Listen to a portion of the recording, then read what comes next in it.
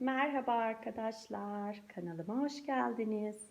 Biliyorsunuz ki kış mevsimi oldukça zor geçiyor ve vücut direncimiz düştüğü için hasta oluyoruz.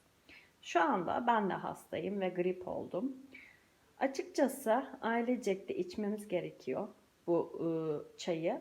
Çünkü hasta olmadan önce içersek daha faydalı olur. Hasta olduktan sonra da antibiyotik yerine kullanmış oluruz. Biliyorsunuz ki çocuklarımıza antibiyotik içirmek çok zararlı. Kendimizin de içmesi çok zararlı. Ama bu içecek antibiyotikle eşdeğer. Antibiyotik yerine bu içeceği içerseniz hemen rahatlatır boğazınızı ve gribi azaltır.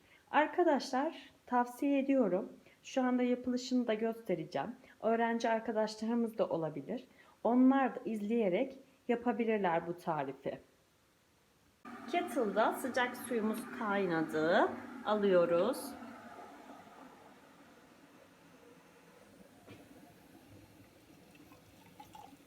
Bir cezveye döküyoruz.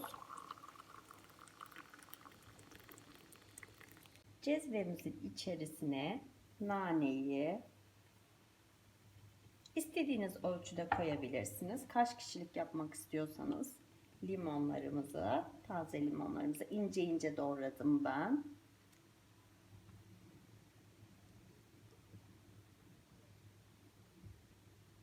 Koyduk. Altını açtık. Kaynamasını bekliyoruz. Arkadaşlar nane limonumuz kaynadı. Bir süzgeci koyuyoruz. Onun yardımıyla bardağımıza aktarıyoruz. Nane limonumuzu. Süzdükten sonra balımızı ilave ediyoruz içerisine.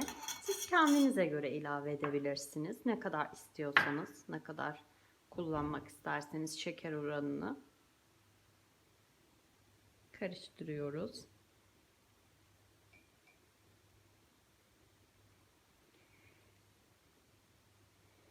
Arkadaşlar nane limonumuz hazır.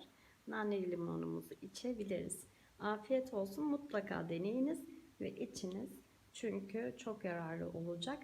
İlla hasta olmanıza da gerek yok. Öncesinde içerseniz sizin için daha iyi olur. Kanalımı takip ediniz. Unutmayınız ve beğeniniz. Yorumlarınızı bekliyorum. Afiyet olsun.